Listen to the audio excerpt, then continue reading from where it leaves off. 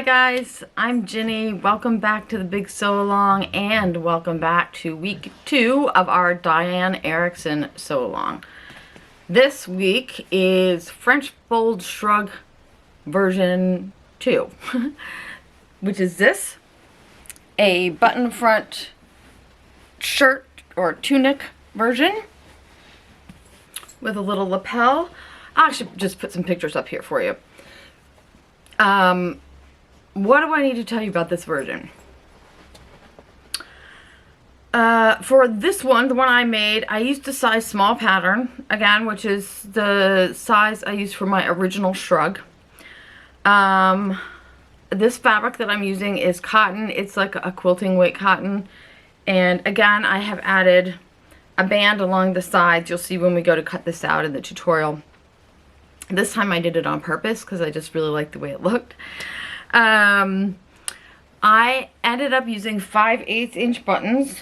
The smaller your buttons are, the better. I mean, you don't want them to be too small because you don't want them to look puny, but you don't want really big buttons on this because this shirt is not made to have a closure. So when you fold it over like this, put your buttons on, you're losing a little bit of width in the front of your shirt. So smaller buttons mean you're gonna lose less width, albeit like minimally. There are a couple of other ways you can also make accommodations for that. One way to do that is just to lay the front of your pattern when you go to cut it out. Just lay the front of your pattern a half an inch or an inch away from the fold of your fabric. I'm just going to show you really quickly right here what I mean. Because we're going to lose about 1.5 inches on the front of this shirt when we put our facing in and then put buttons on it, if you're worried then about the front being too narrow, just move your pattern over from the edge of your fabric 3/4 of an inch or an inch, and then leave it there and then proceed as usual for everything else. That way you'll have an extra 1.5 to 2 inches added back into the front of your shirt. Now, if you do that, you are going to add back the fabric into the front that you're losing from the button fold over. Sorry, I'm having a hard time like describing things today. Anyway, you will also be adding fabric to the back of your shirt. So your options are to not do that, to not lay it again away from the fold, to just lay it straight on the fold of your fabric and have the front of your shirt be a little bit smaller, like 1.5 inches, probably smaller.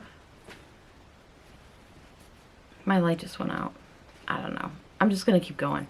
So your options are to either have the front of the shirt be a little bit narrower than it otherwise would be, or to have the back of the shirt be a little bit bigger than it would be. One other thing. So I made this in a cotton, and you can see in these pictures that I've shown you, it does not, I mean, I like this. I like a shirt to be like this. It's obviously going to have a lot more drape and flow if you use a drapier, flowier, oh my god, really? Fabric. So it would also be, it would be really cool in like a rayon challis. It would be really cool in a linen, would have more drape. Anyways, let's get to the tutorial. Once again, this is our French fold shrug pattern. This is the center, front, and back, the front opening. This time, we are going to fold this right here on the shoulder fold line, just because I feel like it's easier for this particular one to cut it this way. So we're just going to fold it in half like that. So you just have 1/4 of your whole pattern showing. Then you're going to take our fabric and we're going to fold it lengthwise, right in half, like this, all the way down. And then we're going to fold it in half this way.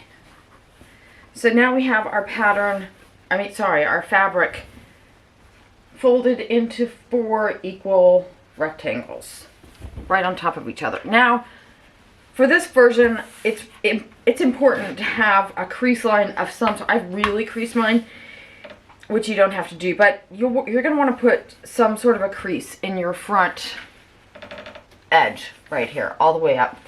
I also, just for ease later on, put a crease across the shoulder line here. So the first thing we're going to do is we're going to go ahead and lay our pattern down, and we're going to lay this center shoulder line right across the top of that fold.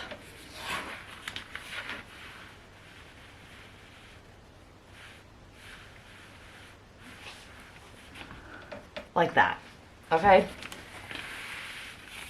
That's our fold, and this is our front fold.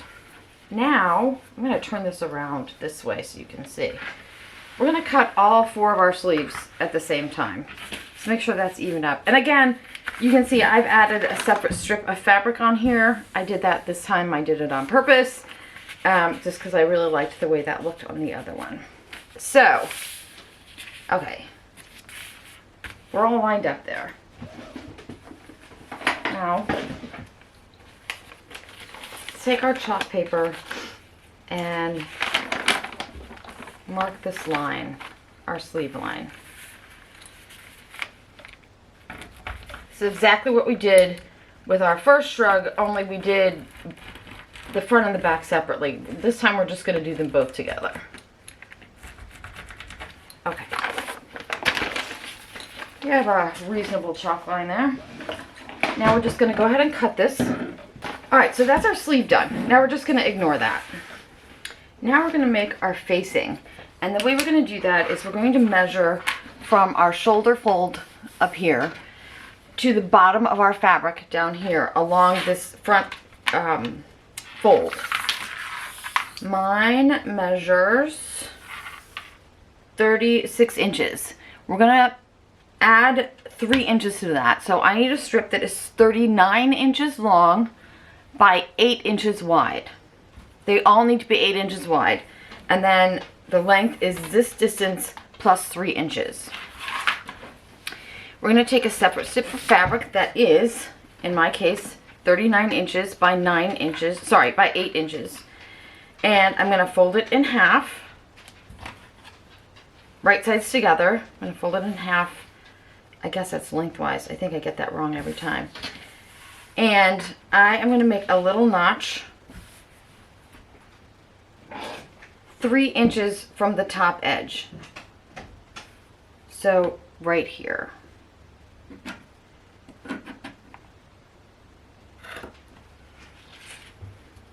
Then I am going to go back to my pattern.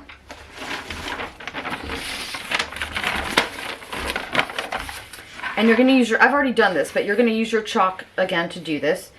I am going to lay my strip down like this so the fold is facing towards me. And right where that notch is, that's going to be our shoulder seam. So I'm going to lay this pattern down right along the fold on this side and the notch on this side. And I'm going to trace just this little triangle, just this one line from here to here. Once I have that traced, I'm going to mark my hem. On mine, I'm using 1 1/4 inch hem. So I just put a mark 1 1/4 inch. Oops, a little longer than 1 1/4 inch. 1.5 inches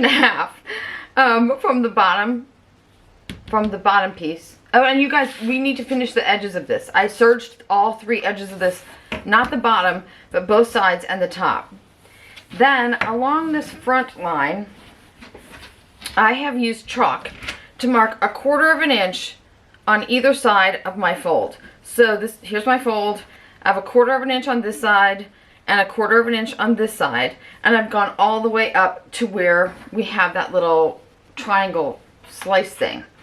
And then I've measured 1/4 inch on either side of that. So this is my line. I'm hoping you guys can see that. 1/4 inch on that side, 1/4 inch on that side. Now, so it looks like we have a big Y down the center of our pattern. Now we're going to go back to our shirt pattern, our shirt fabric, sorry. And we're gonna open it out. So we have the front section laying flat, right side up, in front of us. Okay, so this is the center front of my shirt. This is the crease that makes the shoulder line. This is the crease that makes the center front. We're gonna take our facing and place it right sides together. So our chalk marks should be facing up. And we're gonna match that little notch we made. We're gonna match that with our shoulder fold. And we're going to match our creases straight down the center. So probably better to match the center crease first.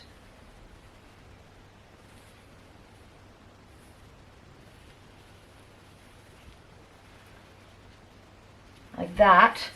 And then just make sure your notches are right here at your shoulders. Looks like this one's a little low. Okay, so again, this crease is on our center and it's matching up with the crease under here. Now, I'm going to start at the bottom. I'm going to move this down here so you can see. This is our hem. This is the chalk mark we have. We're going to pin right along that chalk mark.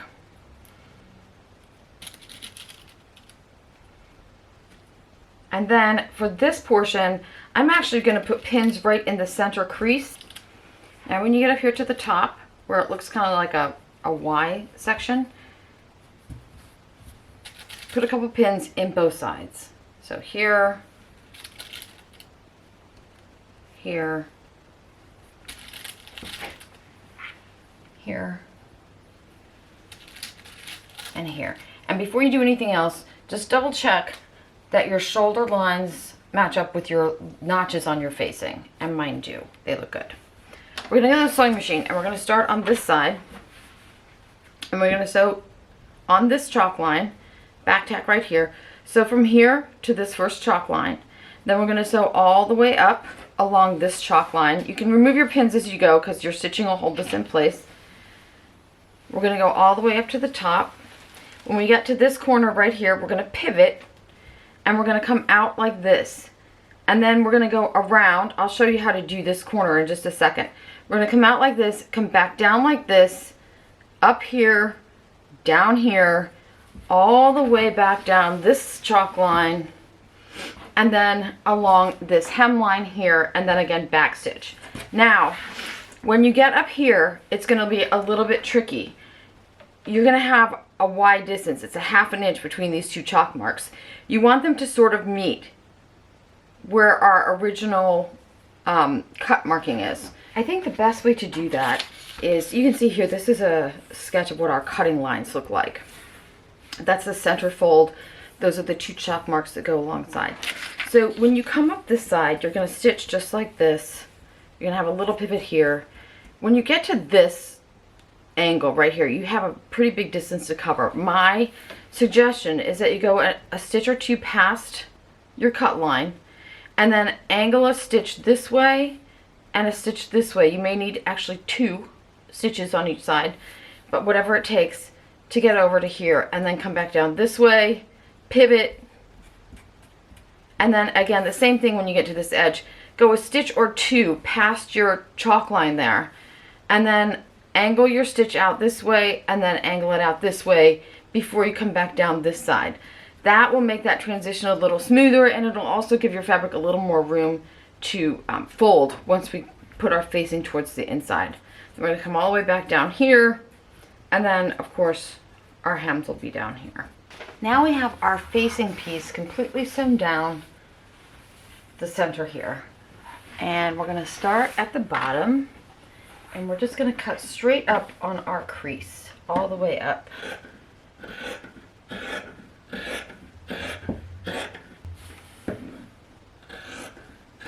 Until we get to the point where our center crease meets the cut lines from our V shape. And then we're going to go into those V shapes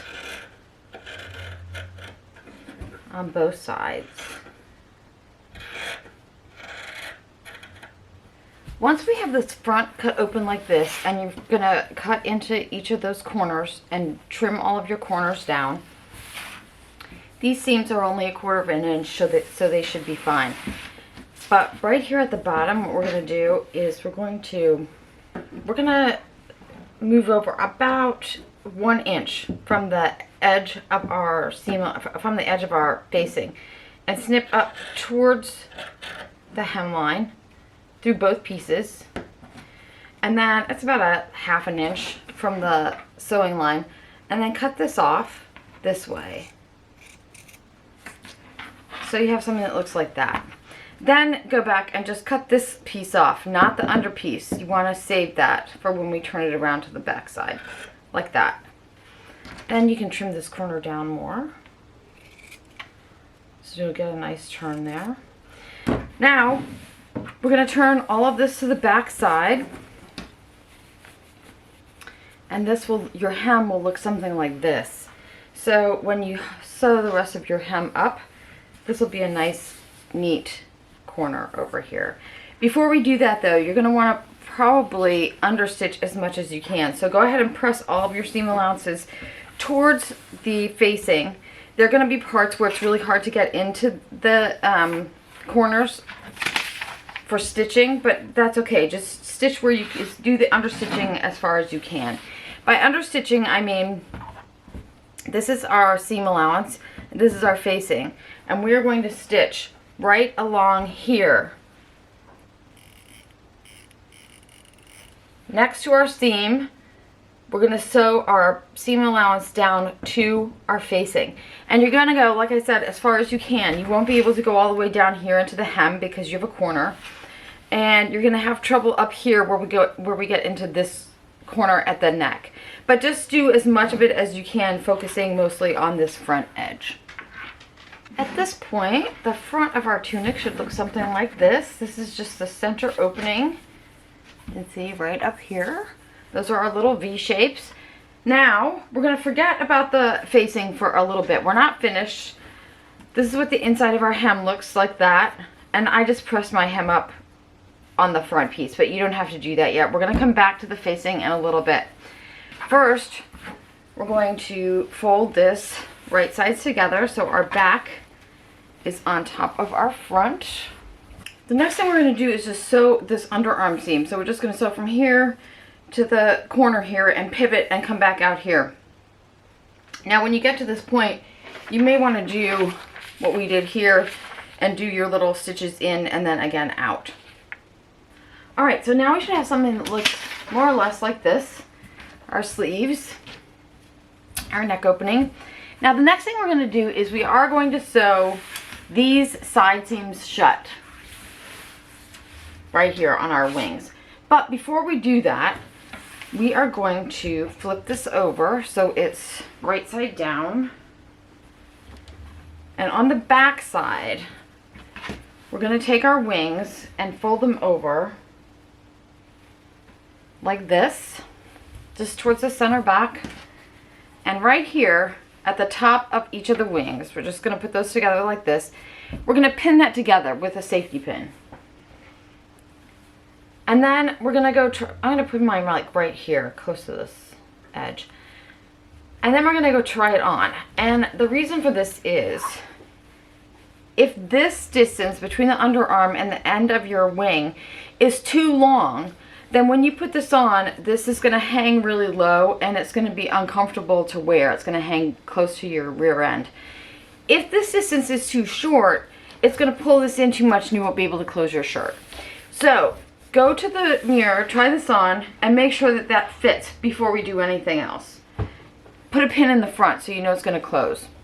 If after you try this on, you find that this distance is too long, it's really simple. Just slice some of this off. If this distance is too short, then you can do one of two things. You can use ties instead of a button, so you could tie it shut wherever you need it, make it as long or as short as you want. Or you can open this up and add a strip of fabric to this edge. Then we're going to turn this inside out again. We're going to sew this shut on both sides from here to the bottom. Once we have these back side seams sewn, all we have to do is fold those to the back, and you're going to put your buttonhole on one side and your button on the other side. And that whole part of it is done. Of course, if you're using ties, you can just sew them right there to the edges. Once we have our button and our buttonhole done, we're almost finished. Actually, I don't do that. We are going to next, from the inside, fold our hem up all the way across. And then we're going to pin down our facing and press it so it's nice and flat.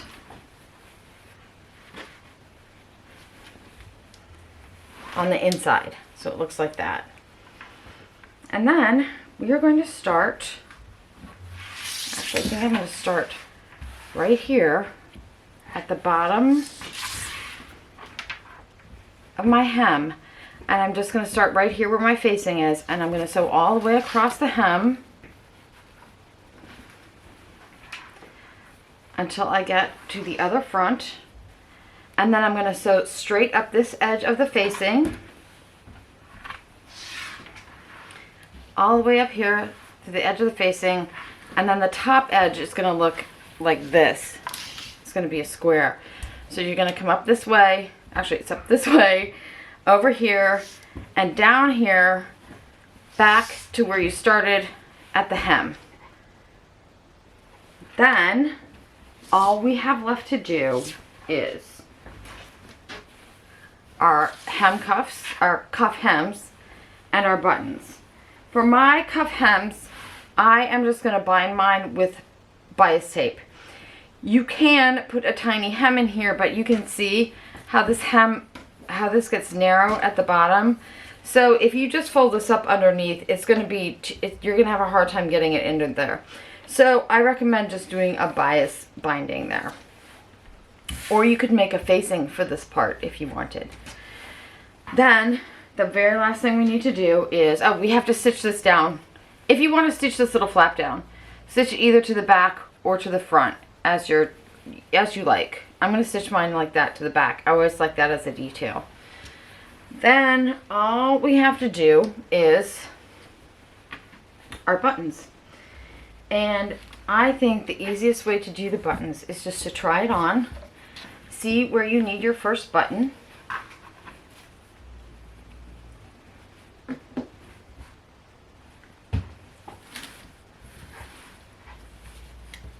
Now on this,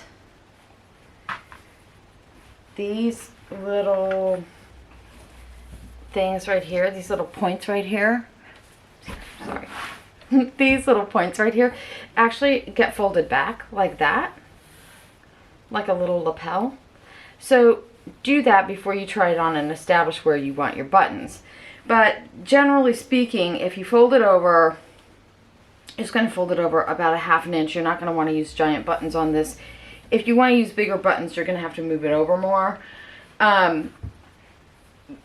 Usually what I do is just put a pin right between my bust points.